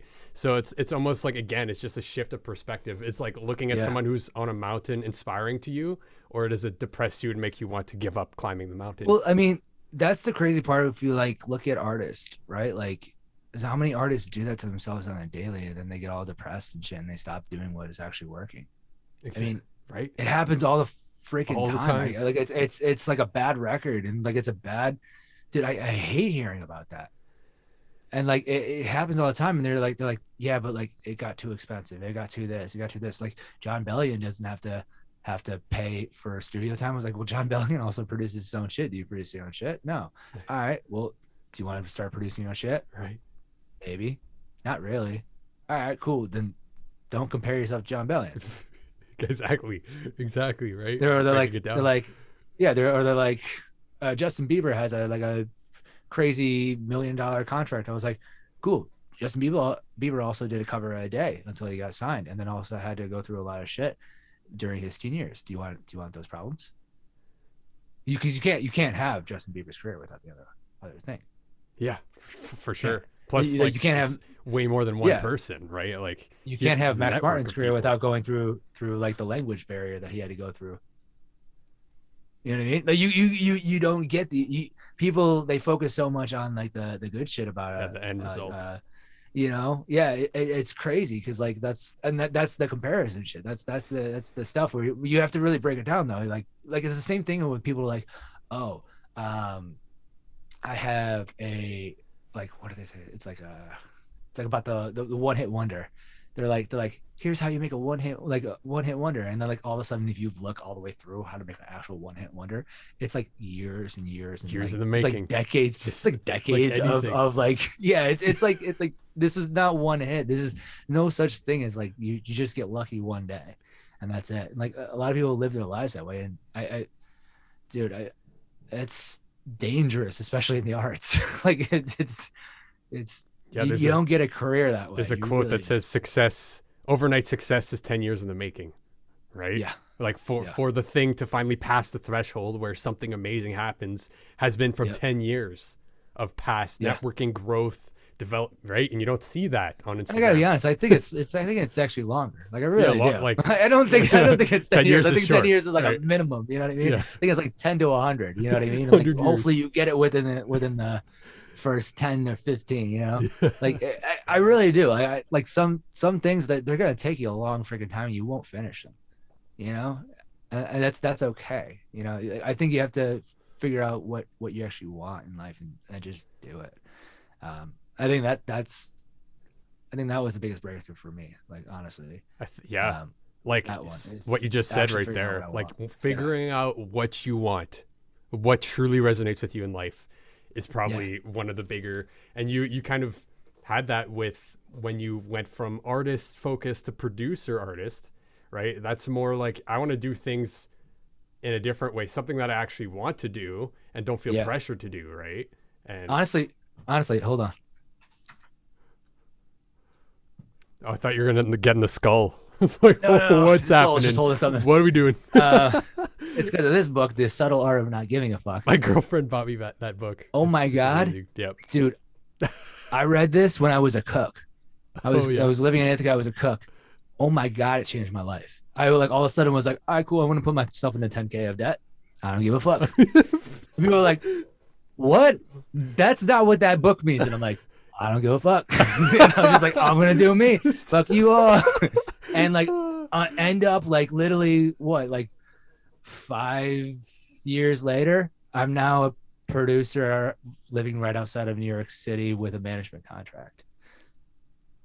Yeah. Right. Like I can say that because it's true, and it's literally because I took advice from this book of just literally be like, I don't care, I'm gonna do what I want to do, and that's it.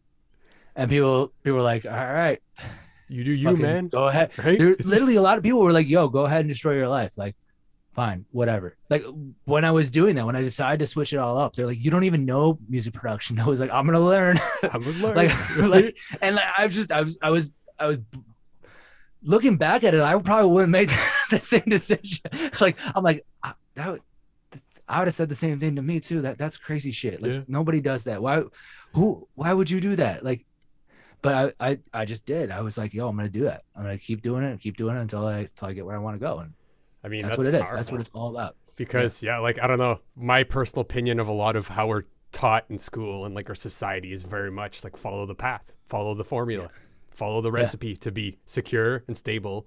And if that's what you want to do truly, then of course do that, right? But it's like if that's not what you're feeling, that's not what you want to do, and you want to do something that's a completely different path, or you want to make your own path, like then that book is the advice you need to go against what you've been taught, right? Because we've been No, taught especially the opposite. especially if you like want to become like, honestly, I think it's good for anything, but like for the music specifically, like you gotta literally, like the first chapter literally talks about Charles Bukowski and like how much of a drunken, like terrible person he really, like he was a terrible person, like just a terrible person, would pass out like drunk on his fucking typewriter, like just didn't give a fuck, like he just didn't, he really didn't. And it didn't make him, like when he got rich and famous, it didn't make him better. He was like even more of a worse person. Like he was a terrible person. He just was like, he would have like told you too. Like he really person. just, you know what I mean? Just like, I don't care, whatever. Yeah, he's right. You know, like, and but that's what it is. And like, I'm not saying you have to be a terrible person. What I'm saying is like, you know, like when it comes down to it, like, I don't know. For me, this book helped a lot because I was like, cool. If Charles Bukowski, who is like just a piece of shit, can make it, like, I'm not a piece of shit, I might do well. Yeah. That's right? literally it too. Like I, you know, it's only been five years or so now, but I'm like, cool. Like, I don't know. I just, if you need a good book recommendation, read it. I'm actually reading it again for the second time. So Nice. Yeah, it's important to have the right psychology to go forward into like any endeavor, especially like music production or like anything in the music industry, building a business. Like you have to have that right psychology of knowing when to really go in, lean in, and put the heart into it, but also when to not let things get to you, right? Like to really just doesn't matter. I kind of just nerd out on that kind of stuff because I think it's really cool. Like I Same. like psychology. I just do. Like it's I like to know why people do what they do. And like it's a piece like it's a songwriter thing, it's a production thing. I put it into the music afterwards. Like I love that shit. I love to like research it and be like, oh, this is so cool. Like this is why this person is fucking up their life. That's so cool. And people are like, what? You're not supposed to say it. I'm like, right. You're right. I didn't say that out loud. You're I don't know what completely you're talking right. about. That was an illusion. Yeah, I didn't. My bad. That's like that's the core reason why I'm doing this show, is to like, I really love getting into the like different approaches, perspectives, psychology breakthroughs that people have had, and extracting like, whoa, there's some really subtle things or not so subtle things that happen behind the scenes, like behind you making music, behind you making the decisions, behind your life experience, and the mental shifts that happen that get you to a different place, right? And to me, that's just endlessly fascinating. Absolutely. So Right on, cool. man. Cool. So what I've been trying to do is closing off these conversations with rapid fire questions that I may or may not have ripped off from Tim Ferriss directly.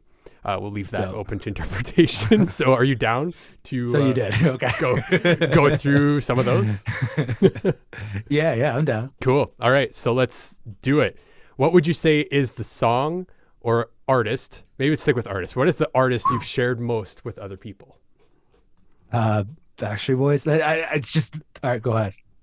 I don't know. I'm saying Backstreet Boys because it's the first thing that's on my head. That's good. You got it. Locked I don't in. think I don't think that's even true though. You could Probably Billy Joel. Like Billy Joel's probably yeah. Sick. All right, I'm gonna go listen to both of those after this.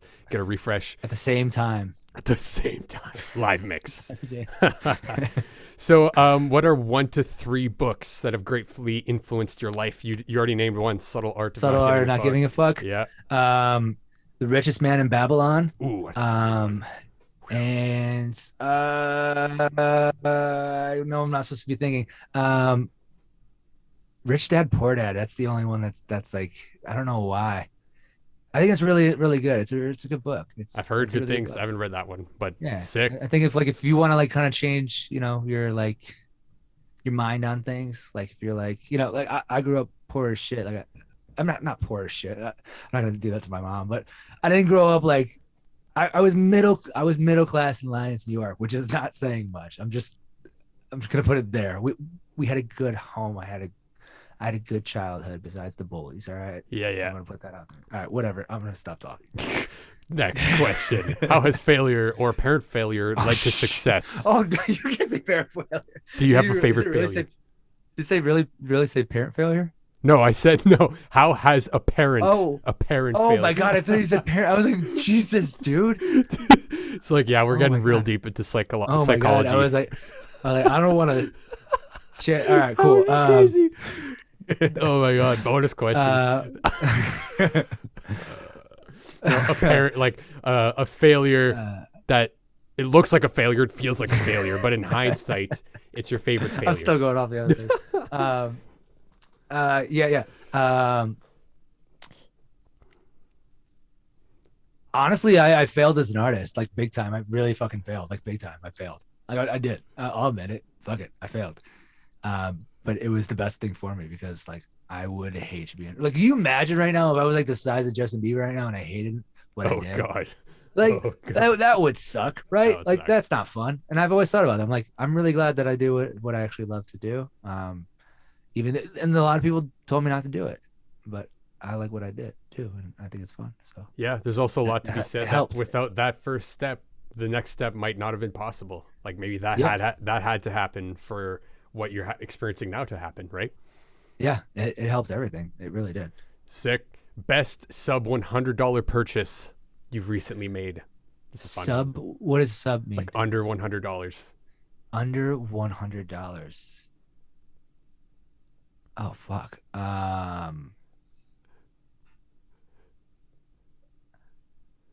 This hoodie. That's fucking sick hoodie, This man. hoodie. I like the hoodie. Yeah. A ring light. I have a ring light. Ooh. I bought a ring Content. light for Nice. content. Yeah. Sick. But you can't see my eyes in it. It's just like these it's weird. Anyways. Awesome. Get that ring light going. What's one of the most worthwhile investments you've made? Okay, and this can be money investment, time investment, man. energy investment. Money investment. Ooh, Whichever was man, the this is most. hard. This is hard. Yeah, some tricky ones. I would say my speakers, but like I got Genelex. I love them. They're so good. Nice. They're like titanium or whatever. Like they're so cool. They're so freaking cool. But honestly, probably one of the best. Actually, this should go for the other one as well. Is a silent fan for the studio because it gets so fucking hot in this room. Dude, that's a winner. That's a winning answer. Yeah, it blows. I'm just like, oh my god. Summers aren't terrible anymore. And then also other people, my team. I love investing into them. They're fucking awesome. They deserve way more than I can ever pay them. And they're just incredible. It's just having people like that in your circle is just like, fuck, I can conquer the world, and I don't even it's awesome. It's just awesome. Amazing, man. That's awesome. Yeah. This is a good question. What's some bad advice you hear in your area of expertise? So production. What is some bad advice you hear going around that you always see and you're like, ugh. If you haven't made it by now, why do you keep trying? Then you should probably stop. That fucking piece of advice is the dumbest piece of advice I've ever heard in my life. It comes and like I've had multiple people like in cook jobs. They used to say that shit to me. I'm like, well, you are not. Listen, fun. We literally have the same job, so like, this is what I got to fall back on. This is what I got to fall back on. And like, what are you saying about yourself? Like, I'm just saying. I don't know. That's a terrible piece of. It's just a dumb piece of advice. I don't know. I agree. Anyone who would say that, I'd be like, well, or putting reverb on an 808. Yeah. Now we're just pretty much around. We're just talking insanity now. What do you? That's just. I mean, I bet you could do it, but I don't know. I mean, if I'm practice 808. One day, I'm gonna try it. Give it a go. I'm gonna do it. Make a smeared 808 sound. We all want that. Terrible. What's an unusual habit or absurd thing you love? Unusual habit. Absurd. I really like. I don't know if it's weird, but I really like matcha lattes. Like I really like them. I actually replaced coffee recently with matcha lattes. And I don't have the jitters anymore, and it's incredible. And like I don't feel like shit anymore. So maybe that. I don't really think it's weird, but I guess it's a little weird. Matcha is an interesting flavor. I'd call it interesting. I do like a green juice thing after the gym. I don't know. I don't really know. I don't know if I do anything weird. I'm pretty normal. Nice. I shave my head. That's bald. That's about the only weird thing I have going on for me right now, and I didn't even choose it. This is not what I've chosen for weird. Nice. I actually am thinking of ditching the coffee too. I was doing this mushroom coffee for Sigmatic. Yeah, I saw that too. Yeah. I really like that stuff. I just got to order more because the coffee, man, it gets to you after a while. Yeah, I used to do 6 cups of coffee a day. I was like, why am I so jittery all the time? Yeah, it's terrible. If you feel overwhelmed or unfocused, what do you usually do? I watch Marvel. Oh, dude. I love watching I've been going through the cinematic universe, from the timeline of the cinematic universe timeline. I talk about Marvel with my manager so much. He's never seen it, and I'm very upset at him about that. I've let him know you've got to go see No Way Home, and you've got to go see Tom Holland's character, because I was like, you are Iron Man and I'm Tom Holland. And he was just like, what? And I was like, you gotta see the thing, and then you'll understand what I mean. He was like, what? I've literally been that's how I feel. I'm the young guy, and I'm 33. I'm not really young, but it's I don't know, whatever. Marvel, yeah, Marvel's the short answer. He's gonna make you this epic producer suit. Oh, dude, I already have Spider-Man figurine on my desk. Shit. Oh man, Spider-Man was my first favorite. I think he's still probably my favorite. Yeah, Spider-Man, then it's Spider-Man, then it's Iron Man for me. Sick. Yeah. Good combo. Spider-Man is cool. I It's mean, just that's a like great way to if you're feeling stressed and overwhelmed, just to put something you enjoy and just something you enjoy. Yeah, just that you could detach. just zone out and Yeah, just stop. just Like give that's I a lot of people do walks and shit. I don't really like that. yeah, It's kind of something a boring. little bit more engaging. Yeah, Yeah. distract you I'll in a just sit way. down, just put it on my phone, put it like right here, and just yeah.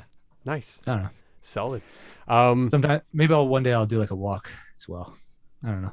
Yeah, Watch it walks while are I walk. nice. I opt in for the walks a lot because I live in Yeah. like a forest, so it's a little different than a Nice. city. Um, Yeah.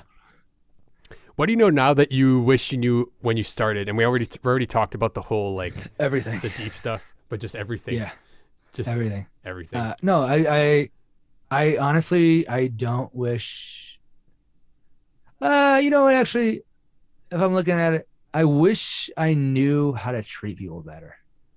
I didn't treat people that great when I was younger, because I was making up for a lot of shit. Hmm. Um, and now as I've gotten older, and now I value relationships so much more. I wish I treated people better. There are a few people that in my life where I'm like, man, if I could go back, I would, and just be like, yo, I fucked up. Like I really fucked up. My bad. Like I'm sorry. And you know that I just I really I feel that way about it, and I wish I would have treated people better. I just didn't. Man, that's some solid advice. Just Yeah. treat people better, yo. Get those relationships going. Treat yourself better first. Yeah. Cool. Yeah. Um, top three desert island albums. Pink Floyd The Wall. That's number one because like, dude, if I'm gonna like be on a desert Oh island, you my know what I mean? god, I love you so Yeah. much right now. Oh. Um what's another one? Oh, Kendrick Lamar, To Pimp a Butterfly. My man, whoa! I Right? have that Like vinyl right there. that's so good. Oh shit! Um and then we need something that's just like uh what's hold on. Can I use my phone for Do it. this question? Illegal. I'll try to hurry up. The Wall, To Pimp a Butterfly. Those are both amazing experiences. Like those are beyond albums. And then Millennium by Backstreet Boys. All right. Because Nice. I gotta bring it, you know what I mean? Yeah. It's so good, dude. It's so much good shit. Like there's like Larger Than Life, I Want It That Way, Show Me the Meaning of Being. I mean, come on. Like we all know these Yeah, songs. I'm gonna give that a spin. I swear, I'm gonna Oh, give that a there's spin also the after other this. one. What's the other one? There was another one like Black and Blue. That was a good one too.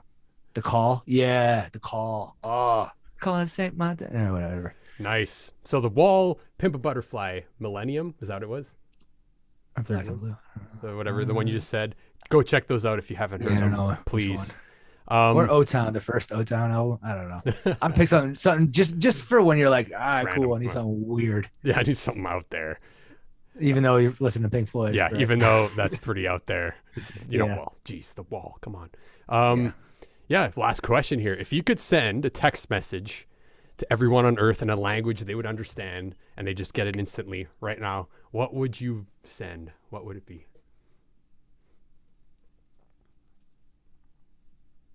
Download my new album. No, I'm just joking. I With a love link. it. With a link. Just spam We'll put a link in the show at the notes, same time. everybody. Can you imagine how funny that would be? It's like, dude, I got 8 billion plays after your podcast. Jeez.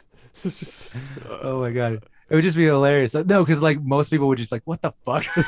what is this? What is a spam? What the hell? No, it'd be to stop fighting and love each other. Like, we got differences. We all have differences, whatever. All right. I don't like I don't subscribe to certain political views that stormed the Capitol. I don't. I think it's weird.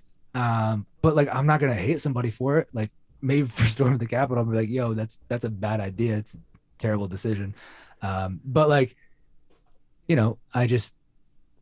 I think, if we could all just get along every once in a while, and just be like, cool, we all agree on probably that, I hope, just that we all should just get along. I agree, man. That's what I would send is something very similar, right? Is like, yo, man, like, accept the fact that we're all different and there's so many differences Yeah. that we have, but let's find the commonalities. You know, we have a Or lot maybe to like like. we don't even have a commonality. Maybe we're all different, I and mean, like that's we're the commonality. humans. We have That's like cool too. emotions and thoughts. That's cool. It's like if you look at it, it's like we are all, if we're all like not the same, then that like some, it kind of means that we're all the same, right? Right. Because everyone.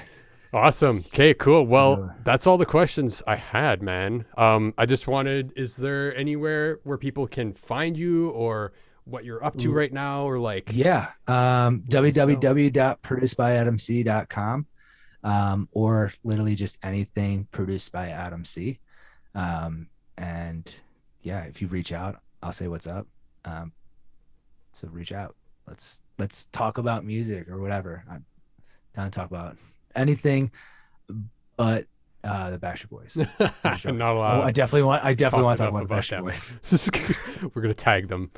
Cool. Is there anything else that you like people to check out or that you'd like to share before we sign off?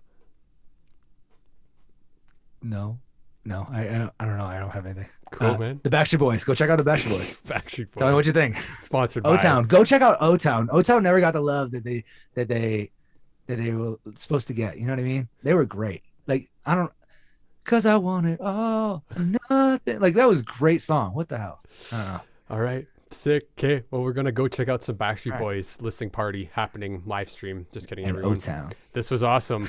Conversation. Adam Clark, again, we'll have all the links in the show notes so you can reach out to him, check out what he's doing. And yeah, it was a pleasure to have you on, Adam. Awesome. Thank you. Thank you so much. This has been a fun way to spend what is it? Thursday? It's a fun way to spend a Thursday. So Hells yeah, my friend. All right. Well, awesome. We'll stop it there and we'll see everybody in the next episode. Peace. All right. Peace.